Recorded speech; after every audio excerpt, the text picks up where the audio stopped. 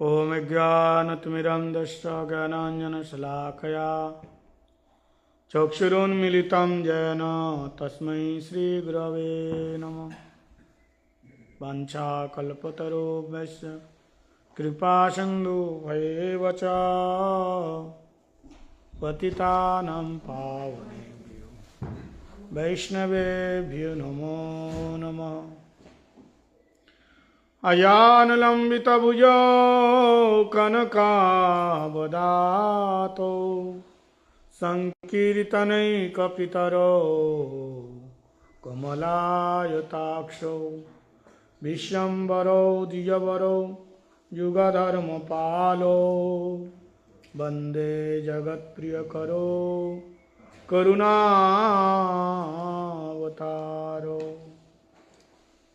नौमिद्धते अभ्रवपुषे तडिताम्बराय गुञ्जावतां सपरिपृच्छलसन्मुखाय वन्यस्रजकवलवेत्रविशानवेणु लक्ष्मणश्रियमृदुपदे पशुपाङ्गजाय भजामि राधा स्मरवेन्द्रनेत्रां स्मरामि राधा मधुरास्मितश्यां वदामि राधा करुणावराद्रां ततो ममास्तिर्गतिर्न क्वापि। श्रीकृष्ण चैतन्य प्रभु नित्यानंद श्री अद्वैत गदाधर शिवासादि गौरभक्तवृंद। हरे कृष्ण कृष्ण कृष्ण हरे हरे, हरे राम राम राम हरे हरे। श्री श्री हरिगुरु वैष्णव के श्री चरण कमलों में अनंत अनंत कोटि साष्टांग दंडवत प्रणाम करते हुए उनकी अहेतु की कृपा की वांछा करता हूँ एवं उपस्थित श्री श्री रूपानुग गुरुवर्ग सारस्वती तंडीपादगण एवं सारे भक्तों के चरण दंडवत प्रणाम निवेदन करता हूँ। हम लोग शिला नरोत्तम दास ठाकुर जी के द्वारा विरचिता श्री श्री प्रेम भक्ति चंद्रिका का श्रवण कीर्तन कर रहे हैं, जिसमें हम लोग श्रवण कर रहे हैं ऐकांतिका भक्त रीति। एक ऐकांतिक भक्त के अंदर क्या भाव होना चाहिए, उसका लक्षण क्या है।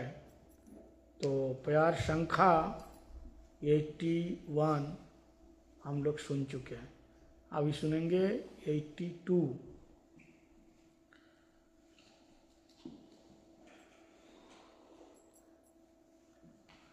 मरंद भमरयान चकर चंद्रिका तेन पतिव्रता जनेर जनपति अन्यत्र नाचले मना जन दरिद्रेर धना यही मत प्रेम भक्ति रीति।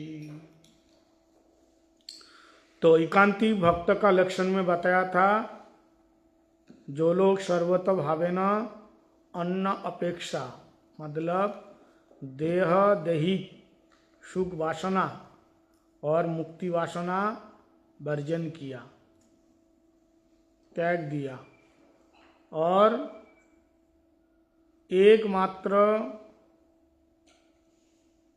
एकोनिष्ठ भाव से युगल किशोर की शरण में जाकर उनकी सेवा में मन को लगाया, वही है प्रेम भक्ति लाभ के अधिकारी। श्री ठाकुर महाशय बता रहे हैं, जैसे जल बिना मछली, जैसे पानी के बिना चातक, ये कथा हम लोग कल श्रवण किया। मछली को पानी से निकालो तो तड़प तड़प करके पानी के बिना शरीर छोड़ देती है। ऐसे चातक बरसात के पानी के बिना कोई जल वो नहीं पीता है। ऐसे ही ऐकांतिक भक्त युगल किशोर की सेवा छोड़ करके संसार के हो या मुक्ति का हो, किसी प्रकार का सुख वो ग्रहण नहीं करता।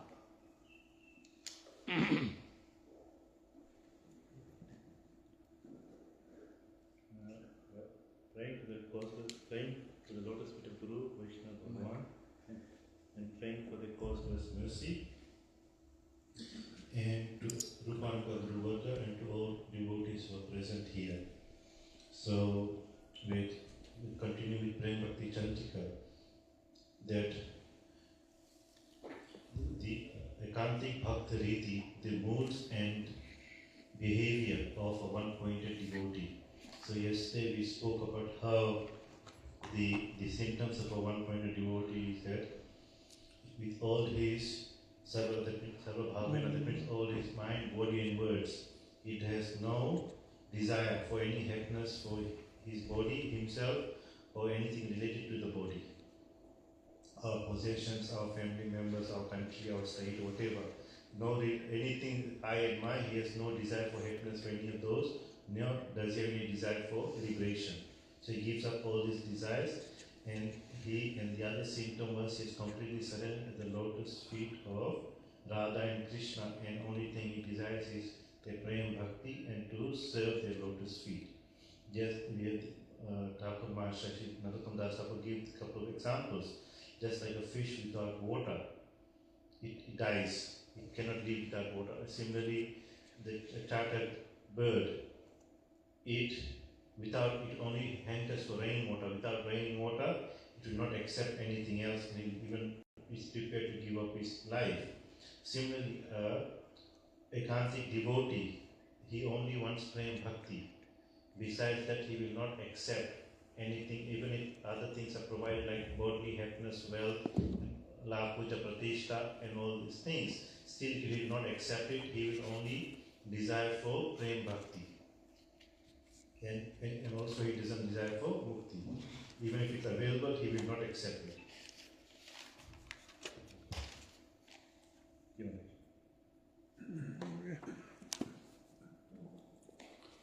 तो इसी प्रकार से एकांतिक भक्त की निष्ठा बता रहे हैं।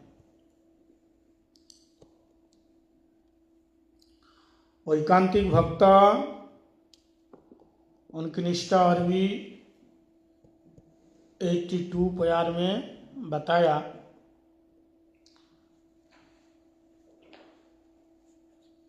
कि मरंद भ्रमर जना चकोरो चंद्रिका तेना पतिव्रता जने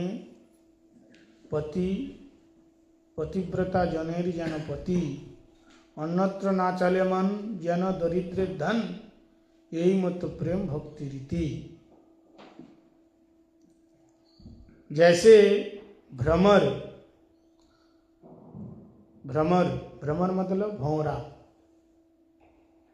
उसकी निष्ठा पुष्प के मकरंद में, पुष्प मतलब फूल, भ्रमर की निष्ठा कहाँ है? फूल के रस में, मकरंद में। ऐसे जो एकांतिक भक्त उसकी निष्ठा एकमात्र जुगल किशोर के चरणार बिंद में। ठीक इसी प्रकार चोकर की निष्ठा चंद्रमा की सुधा में। चकोर किसको बोलते हैं? चोकर की निष्ठा, चकोर किसके बोलते हैं? तो चातक, मानस चंद्र चकोर। कीर्तन सुनते राधा मुख चंद्र चकोर, किसको बोलते हैं चकोर? वो तो चातक पक्षी। हाँ, चकोर। मानस चंद्र चकोर मतलब क्या है? राधा मुख चंद्र चकोर।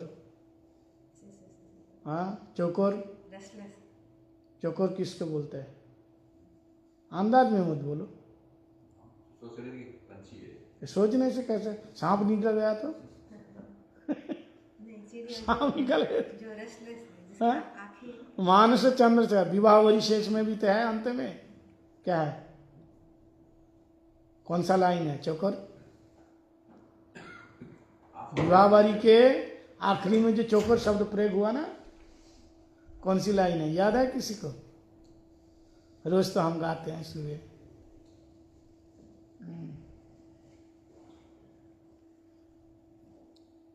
रोज गाते हैं ना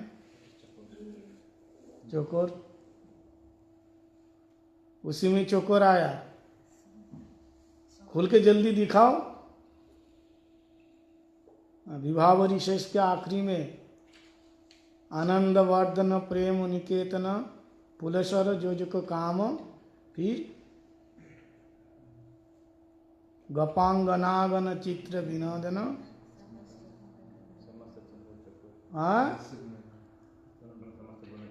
मानस चंद्र चकोर। हाँ, मानस चंद्र चकोर गोपांगनागन चित्र विनोदन। हाँ, वो तो लास्ट हो गया।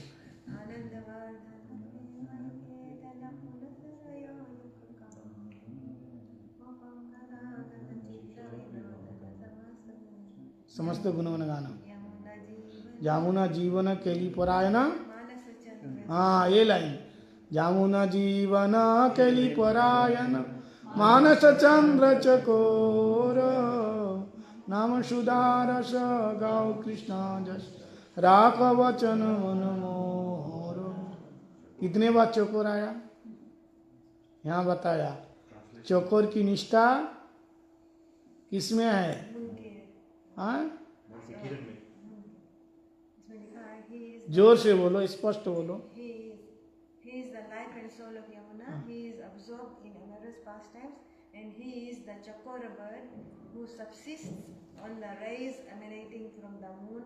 ज्यादा मत पढ़ो, चकोर का मतलब बताओ तुम। He is the chakora bird who subsists on the rays emanating from the moon of Sri Radha's mind.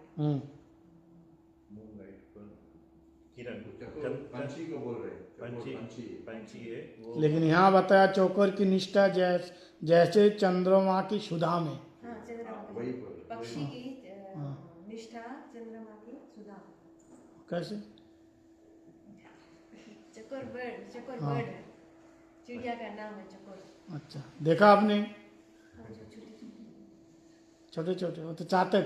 सुना है, इसकी आँखें ऐसे रश्मि। तो चलो, जैसे चकोर की निष्ठा चंद्र सुधा थे, चंद्रमा की सुधा स्निग्धता किरण में है ना, जैसे पतिव्रता रमणी की निष्ठा कहाँ? बोलो, अपने पति में। पति में है। जनरली होता है पतिव्रता। पतिव्रता। देखो, जैसे दाल चीनी में दाल नहीं होता, जैसे आमलेट में आम नहीं होता, ऐसे पतिव्रता में पति नहीं होता। पति होता है, व्रत नहीं होता। हाँ, पतिव्रता नहीं, व्रत नहीं होता। पतिदेव में ऐसे पतिदेव में देव नहीं होता। मैं भूल गया था। जैसे आमलेट में आम नहीं होता, आम होता है फिर भी आमलेट नाम है। जैसे, और एक बताया कौन सा? दाल चीनी में जैसे दाल नहीं होता, ऐसा पतिदेव में देव नहीं होता, लेकिन महादेव होता है। तांडव मचाता है ना महादेव होता है। तो कह रहे जैसे पतिव्रता नारी की निष्ठा कहाँ है? पति में, अपने पति में, याद रखना। ऐसे ही एकांतिक निष्ठा वान जो भक्त है, उनकी निष्ठा केवल युगल किशोर के चरणार बिंद में।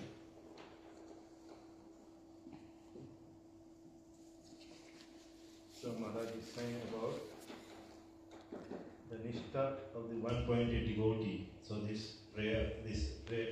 verse by Narottam Das Thakur is saying, just like the bumblebee, its nishtha is towards the honey in the flowers, found in the flowers. It's only hankering for that, it only goes there. So similarly, the one-pointed devotee is completely surrendered, has only one nishtha towards the lotus feet of Radha and Krishna. Just like there's a type of bird called Chakora bird, which only maintains her life by the moon rays. Similarly, and just like a very chaste wife is only dedicated to the husband. So here Maharaj is just joking, nowadays it's not possible. So it's just like there's a thing called dalchini. One of the types of sugar is called dalchini, which means dal and cinnamon. Cinnamon के नाम है दालचीनी. Okay, cinnamon is known as in Hindi dalchini, but there's no dal in it. So similarly, just like Maharaj is just joking here, dalchini is like omelette. In Hindi we say omelette. That means means mango, but in omelette there's no mango. So just like in Pati Dev, usually they say my husband is Pati Dev, but there is no Dev. Now they don't consider the husband the master. So Maharaj is just joking like this. But how in the chaste wife, she, like we hear in scriptures, in those days the wife was so chaste to their husband that they can stop the movement of the sun. There's so much, the power of being chaste, the husband is so powerful, even the Devi Devtas can, they can stop even Devi Devtas. So that's the thing. So because just like the wife is one pointed, the chaste wife is one pointed to the husband. Similarly, the one-pointed devotee is always chaste, is always surrendered, only looking towards the lotus feet of Radha and Krishna and nothing else. तो हमें ये समझ में आया कि एकांतिक भक्त की पहचान क्या है. बहुत सारे दृष्टांत दिया. पहले जैसे मछली की निष्ठा पानी में, दूसरा नंबर चातक की निष्ठा पानी में, तीसरे नंबर भ्रमर की निष्ठा मकरंद में, चौथा चकोर की निष्ठा चंद्रमा की सुधा में, और पांचवा प्रतिव्रता रमणी की निष्ठा पति में. ऐसे ही एकांतिक भक्त की निष्ठा केवल मात्र युगल किशोर के चरणार बिंदे में होनी चाहिए.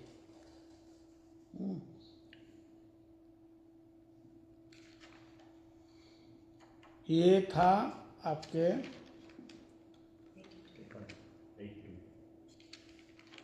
82 नंबर प्यार. 83 বিষয় গরলময় তাতে মান সুখ চয় সেনা সুখ দুঃখ করি মান গোবিন্দের বিষয় রস সঙ্গে কর তার দাস প্রেম ভক্তি সত্য করি জান.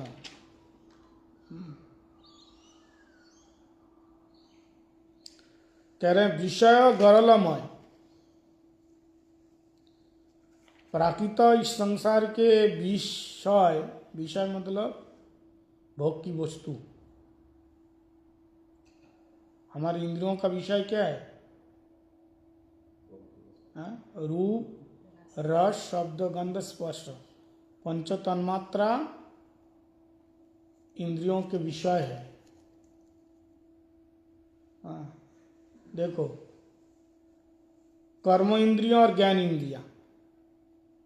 लेकिन जो कर्म इंद्रिया हाथ पैर पात पानी वायु उदर उपस्थ, ठीक है, और ज्ञान इंद्रिया चक्षु कर्ण नासिका जिह्वा त्वचा. ये 5 जो ज्ञान इंद्रिया हैं, इसका विषय क्या है? शब्द गंध स्पर्श. रूप रस शब्द गंध स्पर्श. तो विषय क्या यहाँ बता रहे हैं? ये विषय विषमय, विष है. जैसे विष पीने से इंसान मर जाता है, ऐसे संसार का विषय विष. मर जाने का मतलब धीरे धीरे भगवान से दूर कर देता है. संसार का विष ऐसा है कि आदमी भगवान से दूर हो जाता है.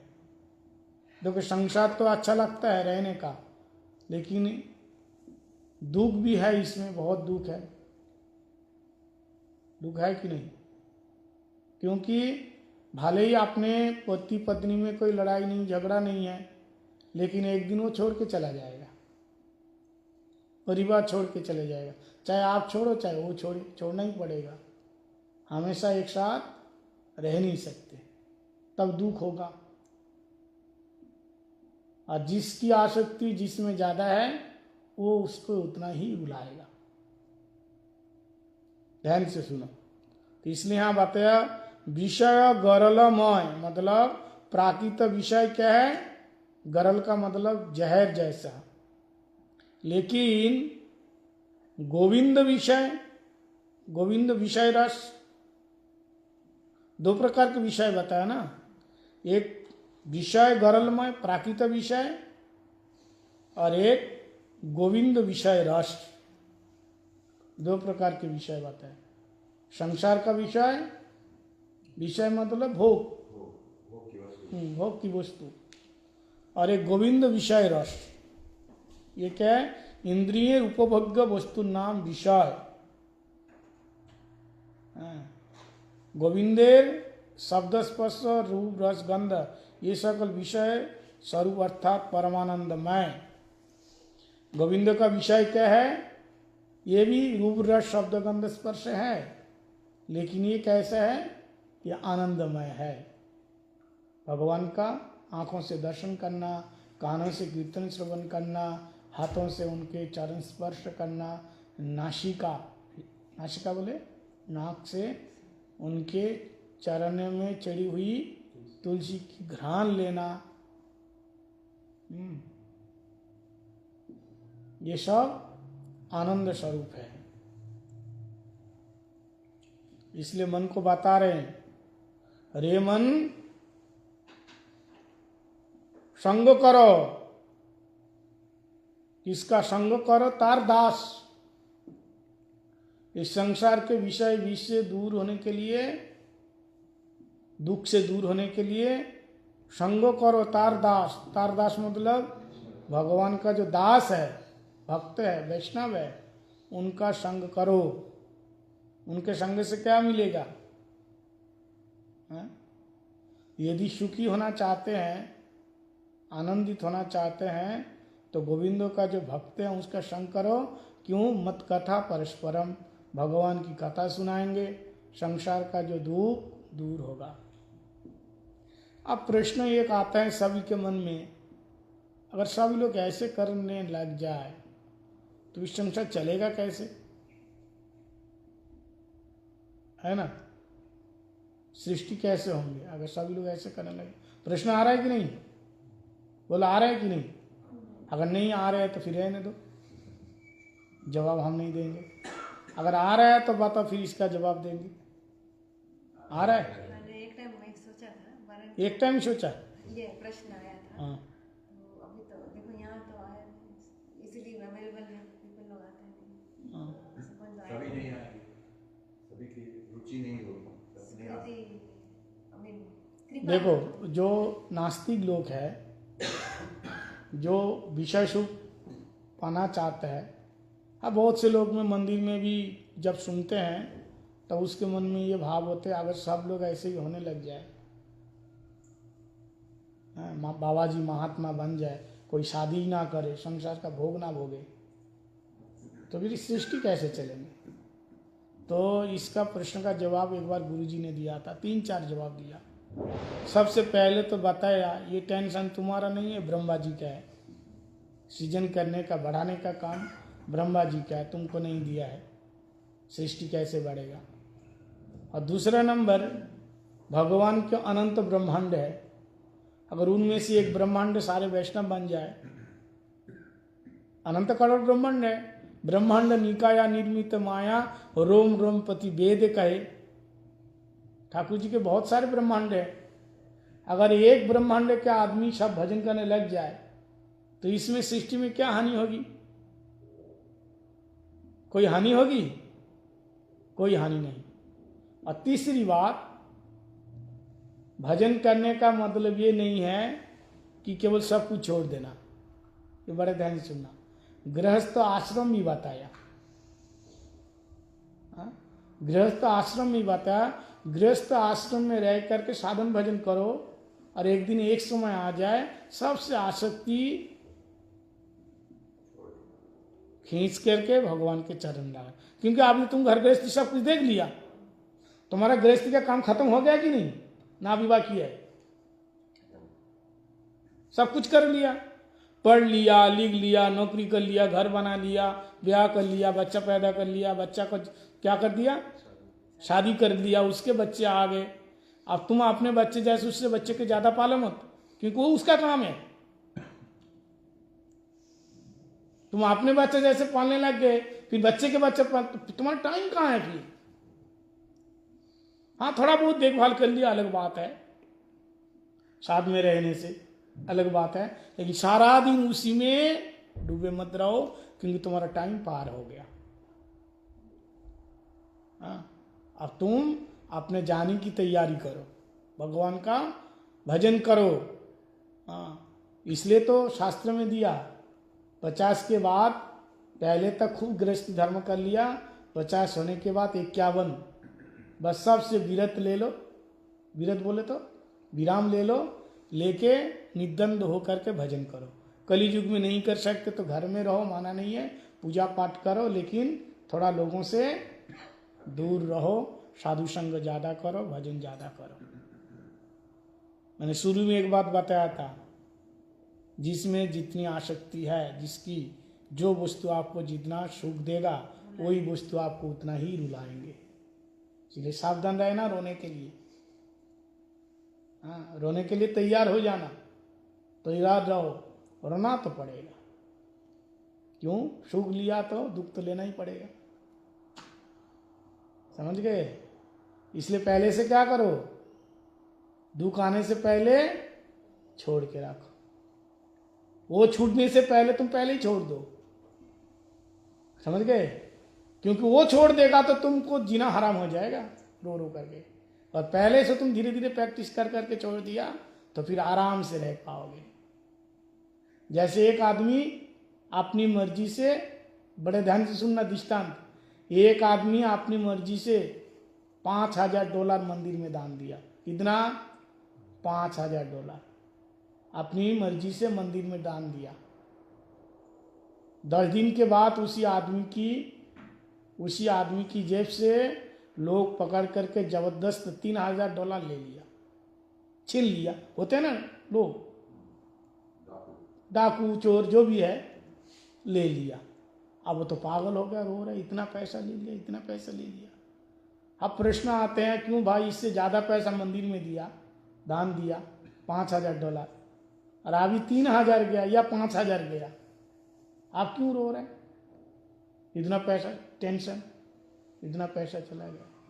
तो इसका एक रीजन है, जब मंदिर में दिया था अपनी मर्जी से दिया, लेकिन डाकू जो लिया अपनी मर्जी से नहीं, छीन लिया। तो जो चीज़ छीनी जाती है दुख होते हैं, और जो चीज़ अपने आप दे देते हैं उसका कोई गम नहीं होता, दुख नहीं होता। तो ऐसे परिवार, संसार, विषय अपने आप छोड़ोगे तो धीरे धीरे धीरे धीरे ठीक टाइम पे ठीक जगह पे बैठ जाओगे, दुख नहीं होगा। और नहीं छोड़ोगे, पकड़ के रखोगे, तो जब वो डांडा मार के छुड़ाएंगे ना, तो जैसे चोर कहाँ देना चाहता था, मार पीट करके उसको मार के लिया, तो ये चोर कहाँ, यमदूत है, खींच के लेके जाएंगे, जबरदस्ती लेके जाएंगे, तब रोना पड़ेगा। इसलिए पहले से जीवन में वैराग्य धारण करो। भक्ति के 2 पुत्र है, ज्ञान और वैराग्य। जीवन में ज्ञान तो सबके पास है, नॉलेज, वैराग्य है, आजकल सब ज्ञानी है। फेसबुक खोलो, सब ज्ञानी घूम रहे हैं। कुछ बोलो, कहाँ लिखा है, कुछ भी बोलो ना, जब उसका मानना नहीं है तुरंत पूछेंगे कहाँ लिखा है। खुद कितने किताब पढ़े पता नहीं है, तुरंत पूछ लेंगे कहाँ लिखा है। ऐसा लगता है सारे किताब पढ़ के ही बैठा है, कहाँ लिखा है, समझ में आया? इसलिए क्या करना है, भगवान के भक्तों का संग करना है, ठाकुर जी की कथा सुनना है, कानों को, आंखों को, इंद्रियों को भगवान का ही विषय देना है। इसलिए यहाँ बताया, गोविंद विषय रस संग कर तारो दास, प्रेम भक्ति सत्य करी जानो। कृष्ण प्रेम भक्ति ही सच है, ये मानो। और बाकी जितना आप देख रहे हो, थोड़ा सा जड़ सुख दे रहे हैं, लेकिन इसके बदले में बहुत दुखाएगा, दुखेगा, दुख देगा, कष्ट देगा। यही सत्य है, यही सार है।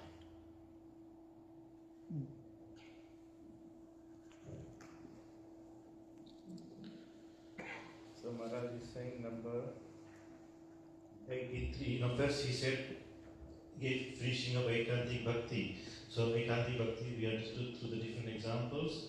One was the fish and water, the chata bird and the rainwater, the bumblebee and the lotus, the chakora bird and the moonlight, and the chaste wife towards the husband. So similarly, the one-pointed devotee only desires, only its attention is only the lotus feet of Radha and Krishna. So in the next verse, he's saying this Vishaya, that means the objects of senses, like the karma senses, the jnana senses, all the senses, the eyes, everything we do, it's towards the trying to enjoy it, like the eyes, seeing, the roop, gun, the smell, the touch, and everything is going towards sense object. But Das Thakur is saying that is all poison and it will kill you. What does it mean? It will take you from Krishna consciousness, it will take away from Krishna. And unless it will give us so much distress. Even if, for example, your family life is very nice, your wife is obedient, you're not fighting with your wife, your children are obedient, they're looking after you and all these things, still there is distress because you have to give them up sometime. And Maharaj is making this point, the thing that you're most attached to in this world, they will be the thing that will give you the most distress. So again Maharaj will come to this point. So they say, Narottam Das Thakur is saying this prakrit vishaya, that means the material sense objects, is poisonous. The only thing, and the other thing is Govinda Vishayaras, the nectar, the mellows that's coming from the object Krishna. That is full of anand. That means Krishna also will satisfy your senses.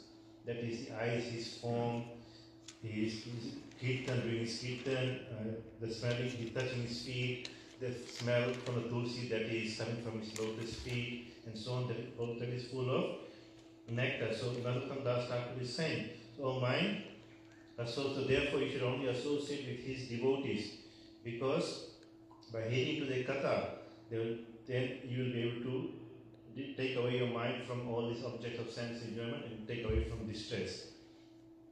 And sadhus, so if you want to be happy, really happy, then associate with sadhus, they will speak katha and all your distress will go away.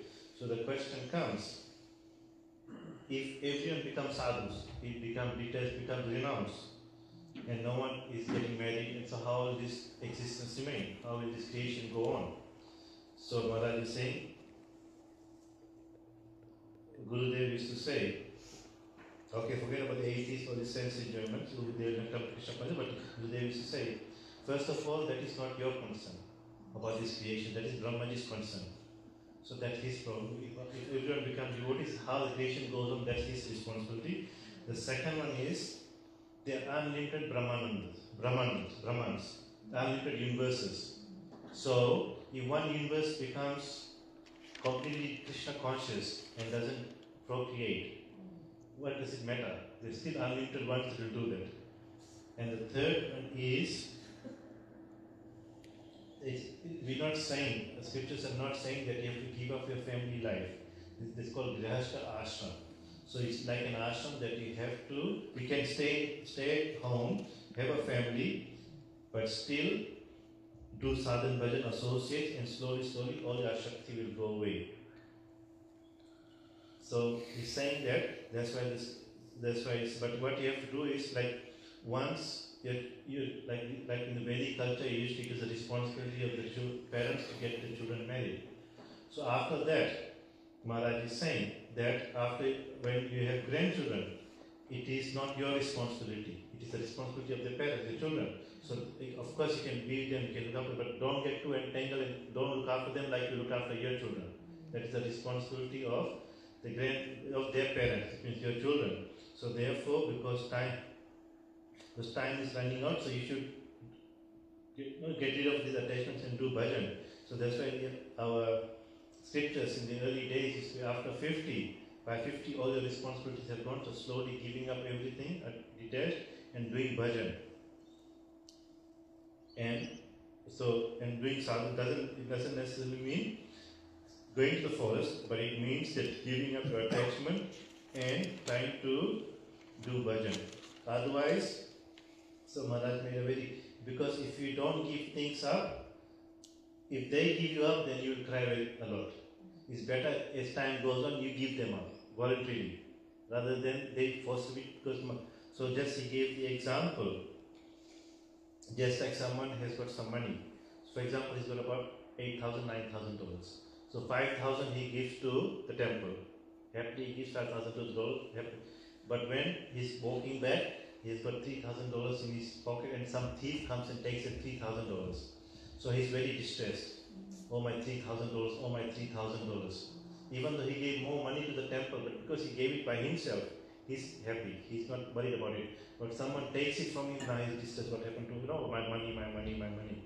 So what he's saying here, that we'll have to give up this world. So it's better that we become detached, because all our family members will have to leave them or they will leave us. So it's better you become detached and we realize that you'll have to event, so you become detached and engage in bhajan, so that when they leave or you leave, there is no distress. Because like the thief, Maharaj is given, the thief is just like Yamdut. They will come and beat you up and take it away, either your life or someone. So therefore, don't wait for that moment. That's why he's saying that two children of bhakti is jnana and vairagya, knowledge and detachment. So knowledge is nowadays everyone has, if you open Facebook, everyone has so much knowledge. They just posting things, and if you say anything, they will ask hundreds of questions. Where do you find this? Where do you find this? Even though they might not have read the scriptures. So nowadays, jnana is not an issue, but vairagya, detachment should be coming. So you should build up this detachment, so you're not upset, you're not concerned or bewildered with anything that is happening around you. That you are satisfied, and this will come through sadhu sangh and hearing Hari Katha and doing bhakti. Automatically the detachment will come, so that you are not concerned. So that's why he's saying so therefore true sadhu sangh, don't get entangled in the objects of the sense enjoyment, because in reality that is poison, and the only real thing is real happiness is prem bhakti. तो वैराग्य विद्या निज भक्ति योग, वैराग्य के साथ विद्या ज्ञान, तब भक्ति योग होगा। वैराग्य नहीं और केवल ज्ञान है बहुत, समझ में आया? वैराग्य नहीं है, केवल ज्ञान बहुत है। ज्ञान क्या है? रावण के जैसे। रावण छोटे मोटे ज्ञानी नहीं थे, छोटे ज्ञानी थे, बहुत बड़े ज्ञानी थे रावण। कंस भी बहुत बड़ा ज्ञानी था। देवकी के पुत्रों को मार दिया, एक एक करके 6 पुत्र को। देवकी जब रोने लगती हैं तो समझाते हैं, क्यों रो रही हैं? आत्मा की कोई मृत्यु होती है? तो शरीर मर गया, तो ये बात तू खुद समझ जा। तू क्यों अपने आप को इतना शरीर मान करके क्यों सबको मार रहा है? अगर ये बात हम खुद समझ जाएं कि हमको मारने वाला कोई नहीं है, अगर ये बात कंस को समझ में आ जाता तो क्यों मारते? मैं खुद नहीं समझू, क्योंकि वैराग्य ही नहीं है। समझेंगे? देखो, ज्ञान तब रुकते हैं वैराग्य के पात्र में।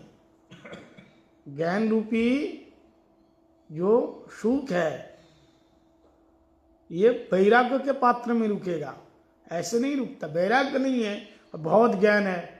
हम देखते हैं बहुत से लोग बहुत बड़ी बड़ी बात करेंगे, ज्ञान की बात। ना एकादशी व्रत करते हैं, ना तिलक लगाते हैं, ना गले में माला है, ना हरि नाम करते, कुछ नहीं है। कोई इंद्रियों का संयम नहीं, कंट्रोल नहीं है, और गोस्वामी बन के डोल रहे।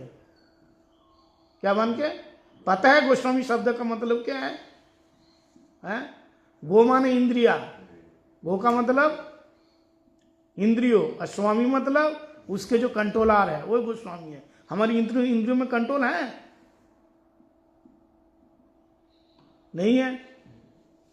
और हम क्या बनाए? गोस्वामी, गोसाई। गोसाई का मतलब गोस्वामी। 13 उपसंप्रदाय में एक आता है गोसाई।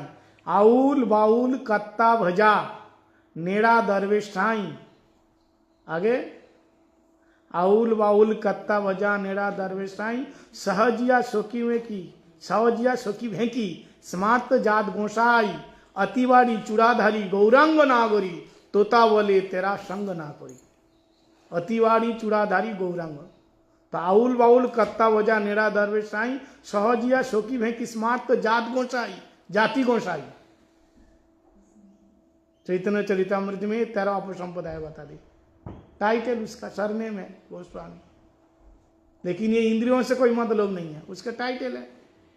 हमारे रूप सनातन आदि को चाहे गोस्वामी बताया, ये इंद्रियों से संबंधित है।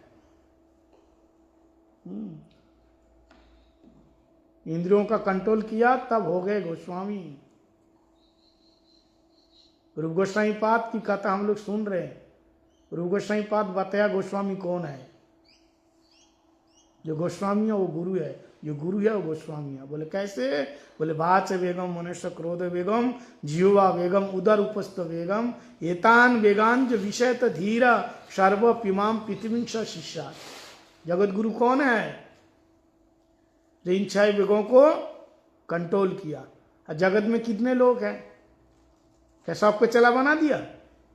फिर भी लिख देता है जगत गुरु। हमारा तो शिष्य है नहीं। बोले शिष्य बनाए ना बनाए, अगर इन 6 वेग का दमन किया वो ऑटोमेटिकली सबके गुरु बन जाता है, जगत गुरु बन जाता है। हम तो इंद्रियों में कंट्रोल किया नहीं और लिख देता है जगत गुरु गोस्वामी। इसलिए वैराग्य, एक बात ध्यान देना, जिसके पास वैराग्य नहीं है उसकी कथा भी तुम्हारा काम नहीं करेगा। उसके बाद नॉलेज बहुत है, वैराग्य नहीं है। लोग तो कथा सुनने सब जाता है भाग भाग करके। वृंदावन में कथा की बाढ़ आ रही है, बाढ़। बाढ़ समझते हो क्या? क्या होता है बाढ़ में? सब बह जाता। बाढ़ आ, ओह देखो, छोटा से बड़ा से कोई, चाहे छोटा बच्चा हो चाहे बूढ़ा हो चाहे जवान हो, सब कथाकार। कोई वैराग्य नहीं है जीवन में, कोई नियम निष्ठा कुछ नहीं है। चाहे वो त्यागी हो चाहे गृहस्थी हो, सब देखो कथा बोलने के लिए। अरे भगवान की कथा कहना ठीक है, कीर्तन गाना ठीक है, लेकिन ऐसे उपदेशक मूलक कथा, लोगों को शिष्य बनाना, रूप गोस्वामी पाद बताया। क्योंकि ये लोग रूप गोस्वामी पाद जी के ग्रंथ का अध्ययन किया ही नहीं। ऐसे लोगों से जो लोग दीक्षा लेगा वो भी डूबेगा, गुरु भी डूबेगा। लोभ के कारण शिष्य बनाते हैं। लवी गुरु लालची चेला, लवी गुरु लालची चेला, दोनों नरक में ठेलम ठेला। समझ में आया? क्या समझे? चेले के कांधे में चढ़ करके गुरु नरक में चले जाएंगे, ठेलम ठेला। जिसकी इंद्रियों में भोग है, वैराग्य नहीं है, ऐसे व्यक्ति को अगर गुरु बना लिया तो तुम्हारे जीवन में कभी कल्याण नहीं होगा। इतना आसान नहीं है। बड़े बड़े ऋषि महर्षि तपस्वी लोग सब छोड़ करके वहां महाराज पूरा शरीर रगड़ रहे, भगवान का दर्शन नहीं होता। तुम सब कुछ करके, सब कुछ खा करके भगवान मिल गया तुमको, और कैसे कैसे भाव दिखाएंगे। आज ना सपने में राधा जी आई थी, बाबा राधा जी आई थी, अब मेरे को खलाला, उठ जा, मेरे को भोग लगा, राधा जी आई थी। है? ये कौन सी स्थिति है? कौन सी स्थिति आप लोग तो सुन रहे हैं। आदो श्रद्धा तत्साधु संग अथा भजन क्रिय अनर्थ निवृष्टि निष्ठा रुचि आसक्ति भाव, ये जो अनुभव होना है भाव स्थिति में, हमने बताया ना, भाव स्थिति हो गया। भाव स्थिति में ये अनुभव होते हैं, भगवान हमारे बगल में से गुजर गए, मानो भगवान हमको बुला रहे। अब प्रेम में प्रत्यक्ष दर्शन, वो स्थिति है हमारे अंदर। हमारे अंदर लौकिक श्रद्धा तक भी नहीं है। इसलिए सावधान रहना ऐसे लोगों से। ये कथा भी कितनी मीठी बोले, सुनने को अच्छा लगेगा, लेकिन कान को अच्छा लगने से कुछ नहीं होगा। तुम्हारा मनोरंजन होगा, आत्मरंजन नहीं होगा। इसलिए हम लोग जब वृंदावन में रहते थे, गुरुजी हमेशा बोलते थे कि कथा सुनना है तो वैष्णव के मुख से सुनो। वही जो वैष्णव आचारवान। चैतन्य महाप्रभु ने कहा, आचार प्रचार नामे कर्व दुई कार्य, तुम्ही जगतेर गुरु तुम्ही जगतेर आचार्य। जो आचार करते हैं, प्रचार करते हैं, इनकी बात, केवल प्रचार कर रहे हैं, आचार नहीं कर रहे तो नहीं होगा। सुनने के लिए सब सारे शास्त्र में बता दिया। So Maharaj is just stressing on this point that both things should be there, Vairagya and Jnana. वैराग्य विद्या निज भक्ति योगो। Vairagya with this slope from Bhagavatam, he says that Jnana should be, to get Bhakti, Jnana should be on the container of Vairagya. We need Vairagya and Jnana both to get Bhakti. Just Jnana on its own will, without any detachment, without any renunciation, will have no value. Just like Ravan, he was such a great Jnani. Kamsa also was a great Jnani. After he killed the 6 sons of Devaki, and Devaki is crying. So Kamsa is going to Devaki, why are you crying? They are only Atma. You know, no one can kill them, they will be there eternal. So himself he is not realizing this. Himself he is killing them because he doesn't want to die. But he is telling giving Jnana to others, so that this Jnana is useless. So unless you have that container of Vairagya attachment, Jnana will not hold, it will have no value. Just like we see many Jnanis, Maharaj is saying, they can speak so much Sanskrit and all these things, but they don't follow any rules, regulations, they don't follow Ekadashi, they don't put tilak, they don't chant, and they call themselves Goswamis, or even though they know the meaning of Goswamis, but they don't control the senses.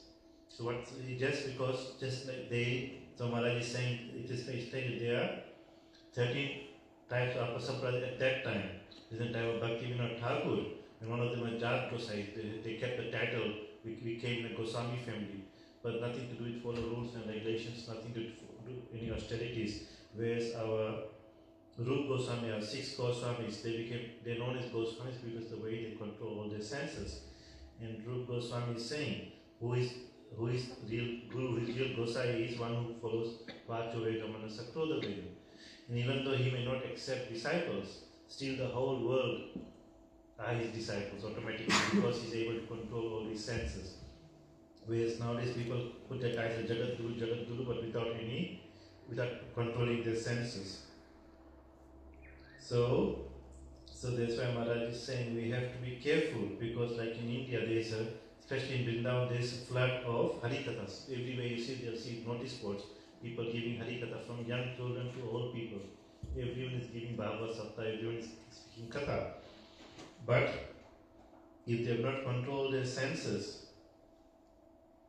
then even this Katha will be very sweet, it will have no effect. It's not wrong to speak Katha, but if they start giving Katha with instructions, even though they might not be following, they're giving instructions and they're accepting disciples, then they will go to hell and they will take their disciples with them, because they are not qualified to be gurus. So because Maharaj is saying, because they don't follow the instructions of Rupa Goswami, so therefore if one hears Katha from them, there will be no benefit to you. Rishis, they do so many austerities and still they are not able to get darshan of the Lord. And we think we eating and sleeping whenever we like, and we think we have darshan of Lord. It's not that easy. Like some people say, oh, tonight I had a nice dream, Radharani woke me up and said, oh, wake up, I want to have some, please give me some food. And this is just, but when will that come? When will the stage come when you can realize Radha and Krishna? That is such a high stage of bhav. that will happen. So if we come to that stage, that Radha and Krishna will come to us, or we just imagine, just playing games, because in the stage above there you can sense them, and in Prem you get direct darshan. So therefore, we have to be very careful. We have to be careful that because we don't even have if you examine ourselves, we don't even have Lokik Shraddha or Dairy Shraddha, what to speak of that high state. So we have to be very careful. So when we listen to people who are not qualified, who are not Vaishnavas in that true sense, then they might speak very nice katha, but that is one side, just is one type of sense in German, that is like pleasing the mind, manoranjan. Whereas it will not be pleasing to the soul. It's not Atmaranjan. So therefore, our Gurudev has said, we have to be very careful that here from Vaishnavas, who are Vaishnavas, they, just like Mahaprabhu has said, that who is Guru, one who is both practicing himself and preaching. That is, this is Acharya, he said this to Haridas Thakur, whereas if many people are there who are preaching a lot, but they are not following anything, so they will have no effect. So they are not even acharyas in the true sense. So that's why we have to be careful that both things should be there, Gyan and Vairagya.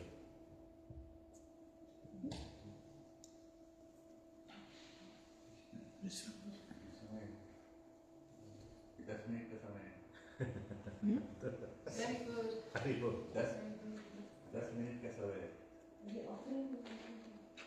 Offering.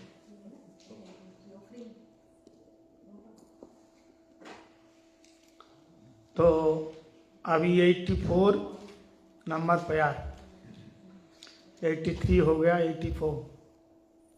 মধ্যে মধ্যে আছে দুষ্ট, দৃষ্টি করি হয় রুষ্ট, গুণকে বিগুণ করি মানে, গোবিন্দ বিমুখ জনে স্ফূর্তি নয় হেন ধনে, लौकिक करिया सब जाने।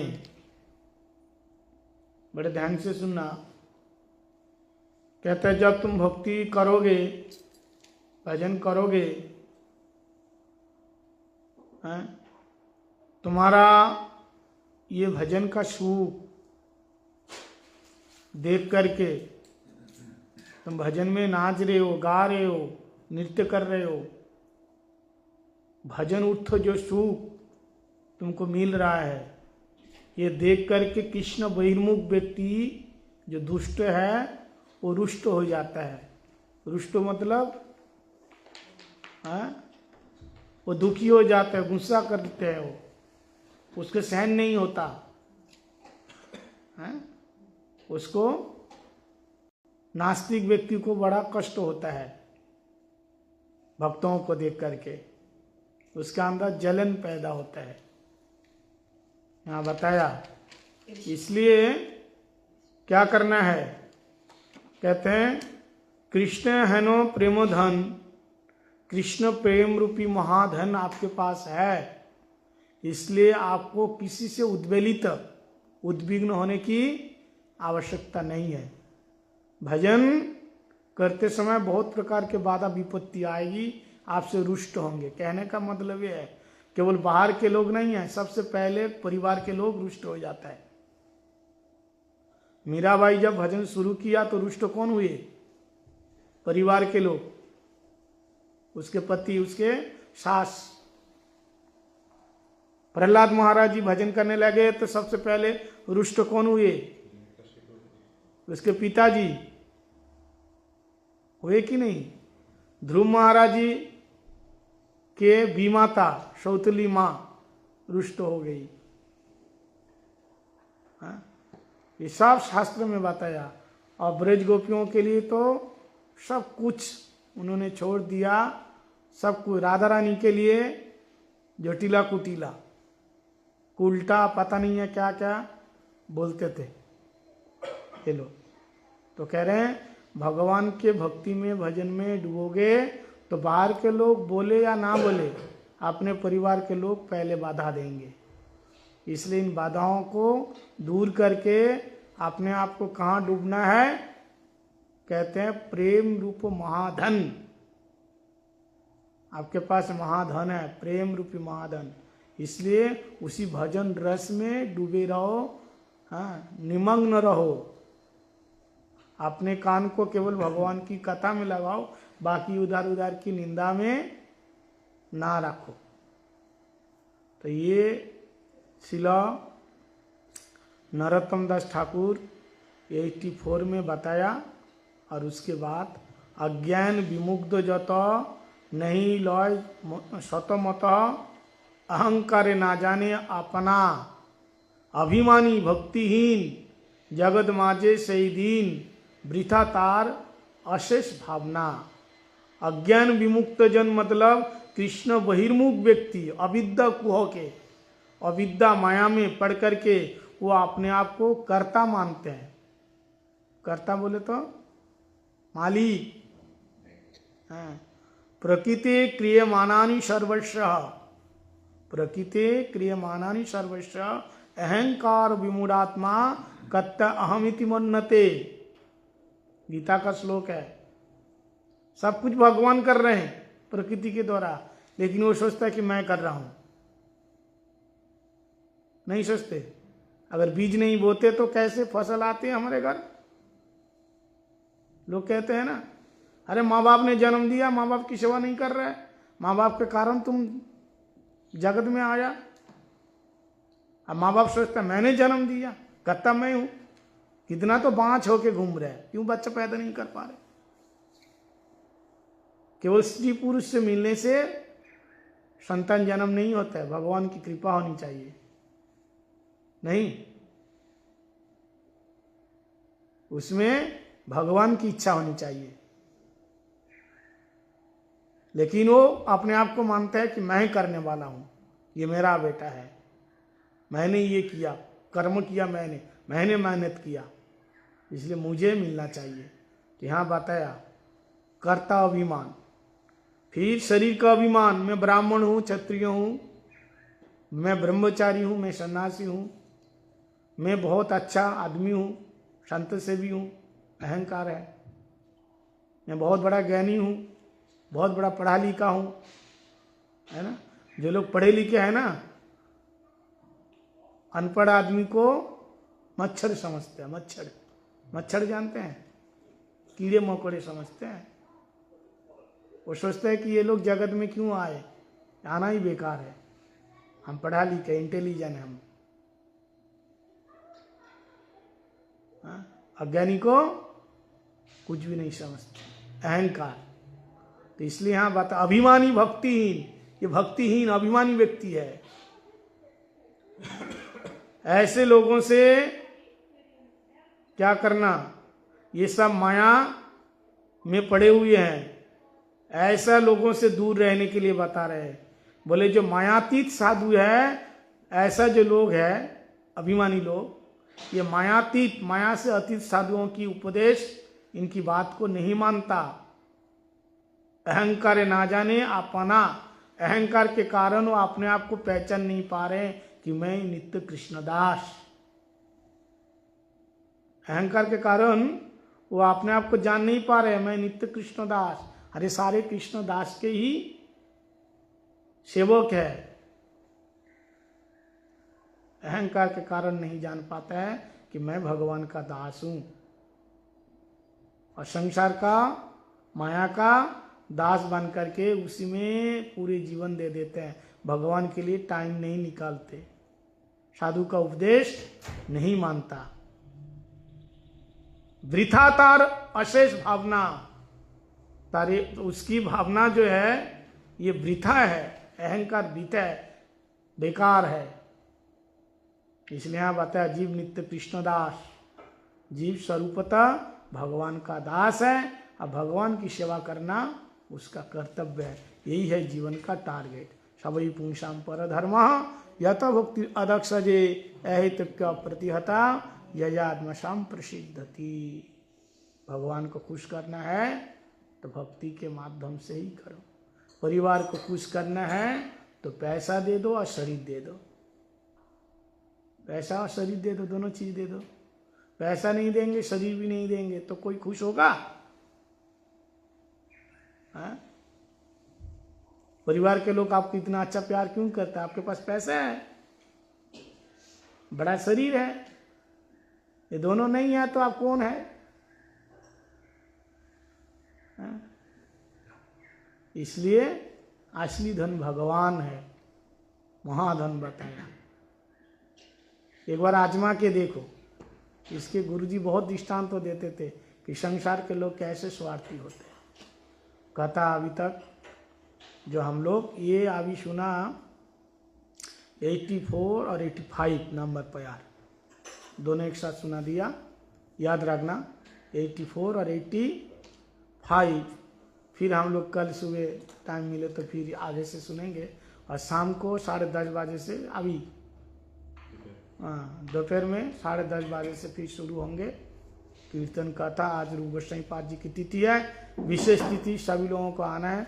और दोपहर को महोत्सव है, भंडारा है, रूप गोस्वामी संबंध में सब लोग बोलेंगे, ठीक है। और आज विशेष दिन, कौन से दिन?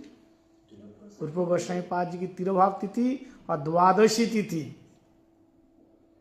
एकादशी के बाद द्वादशी तिथि। आज का दिन बहुत सुंदर होता है ना द्वादशी तिथि। द्वादशी तिथि क्यों सुंदर है? हाँ? द्वादशी तिथि में सारे मथुरा में द्वादशी तिथि के सुबह सुबह सारे ब्रह्मचारी सब ब्रजवासी के घर में भिक्षा लेने जाते हैं। एक दो केवल पुजारी या रसोईया छोड़ के। हाँ, ऐसी कथा आती है जब बहुत पुराने जमाने की बात है, 1991-2 की बात, उससे पहले की।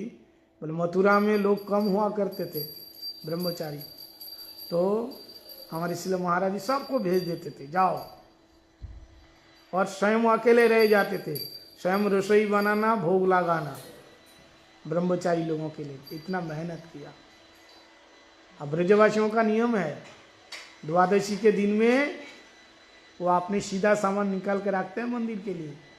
नियम होता है, पारण करने से पहले किसी ब्राह्मण को खिलाओ, किसी संतों को खिलाओ, तब एकादशी का फल पूरा मिलेगा।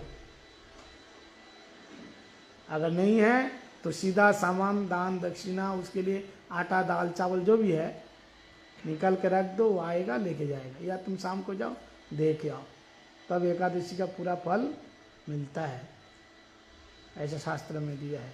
और जो निर्जला एकादशी किया वो पानी पी करके अपने व्रतों को तोड़ेंगे, और जो फलाहार किया वो महाप्रसाद लेकर, जगन्नाथ जी का प्रसाद, अपना जो प्रसाद लेकर के क्या व्रत को तोड़ेंगे। तो कल निर्जला किसने किया? प्रभु जी ने किया ना? पूछो, वो निर्जला कौन कौन किया? मथुरानाथ प्रभु, हाँ, मथुरानाथ प्रभु एंड हमारे अच्युता, आपने भी किया ना? अमल कृष्ण ऑल्सो, यू ऑल्सो, ये क्या नाम इसका? जयंत। और हमारे रविंद्रनाथ प्रभु, रविंद्रनाथ है क्या नाम है? रविंद्र प्रभु, उनकी वाइफ भी रविंद्र प्रभु। देखो कितने लोगों ने किया है। एक बार इन सब लोगों के लिए ताली बजाओ जोर से। ये लोग एकादशी व्रत किया है निर्जला, इतना आसान नहीं है निर्जला व्रत करना। पूरी नाड़ी सूख जाते हैं। भगवान आप लोगों को ज़्यादा सुनेंगे क्योंकि आप लोग ज़्यादा कष्ट किया है। जो भगवान के लिए ज़्यादा कष्ट करेगा भगवान उन्हीं को सुनते हैं। तो अभी अभिषेक होगा, अभिषेक का चरणामृत लेकर के व्रत तोड़ना, ठीक है। गौर प्रेमानंदे Hari Hari. So Maharaj, we spoke on verses 84 and 85. So in 84, Maharaj is saying, Narottam Das Thakur is saying, when you do bhakti, then you will get the happiness from performing bhakti. You'll feel so happy, you'll kirtan, listening to katha, so much happiness is coming. But wicked people, seeing your happiness, they will get distressed, they will get angry.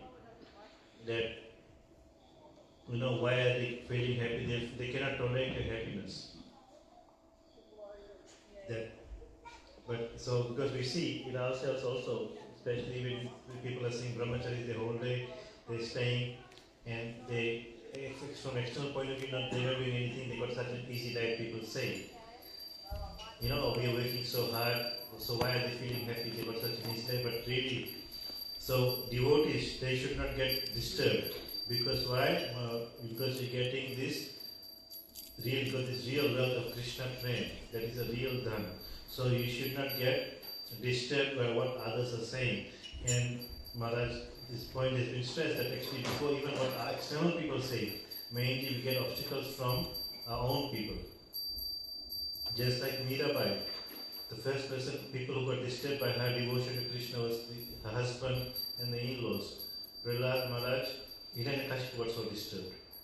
Pita. Pita the father, Dhruv also the stepmother.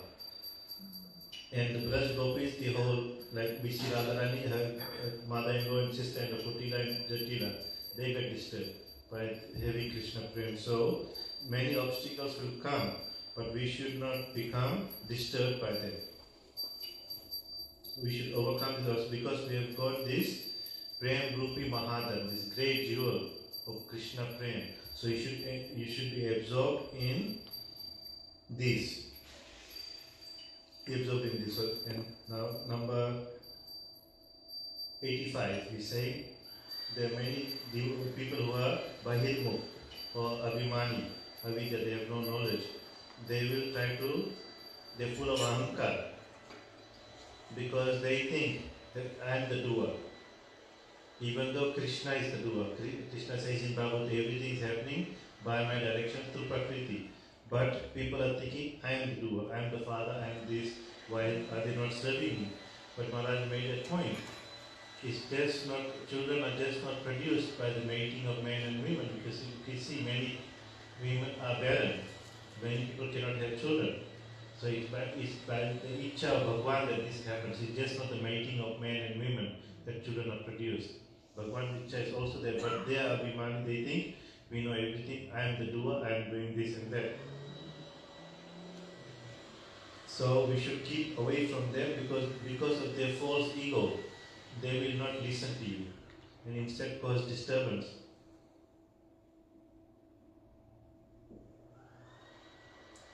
So, are you now writing? So it's the duty of the jiva, because they don't see themselves as Krishna Das. Because of their false ego, they think they are the masters. They don't see themselves as Krishna Das. So they will do activities which is opposite to bhakti.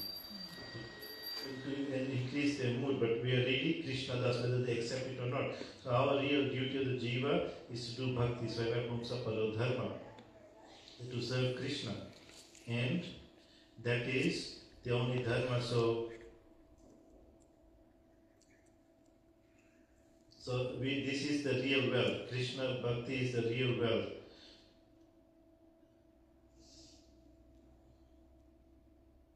And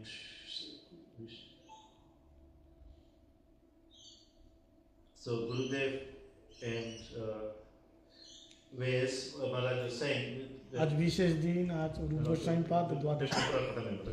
So Maharaj is saying, just like this world, it is very selfish. What they want money and efforts from us. They want both these things. Otherwise, the one Maharaj used to make this joke. When they say, when you have money, then everyone is asking you, how are you, how are you? And when you don't have any money, then they say, who are you, who are you? So this world is like this. World is selfish. That all our family members, everyone is selfish. They only want our money and our energy. Then in the end, Maharaj says today is a special day. Today is Rupa Goswami's Tithi as well as Dwadashi. And in Mathura, in the early days in Mathura, what used to happen was, on that day everyone used to go for Bhiksha and get Bhiksha from all the Brajvasis. Only the cook and the Pujari used to remain. And before that, even 91, before 91, there were hardly any brahmacharis. So Gurudev used to send everyone. And himself he used to cook and offer bhog for everyone. So it is why? Because unless we first feed sadhus, then we will not get the fruit of our Ekadashi. So therefore, on the day of Dwadashi, you should keep something aside. If you cannot feed them, keep something aside for Hari Guru Vaishnavas, and then give it to them at whatever times available. They go to the temple and give you something. But usually the niyam is to give something to her sadhus. Feed them first before you break a paranayam. So. Gaur Pramanande Hari Hare. Again for Hari Katha.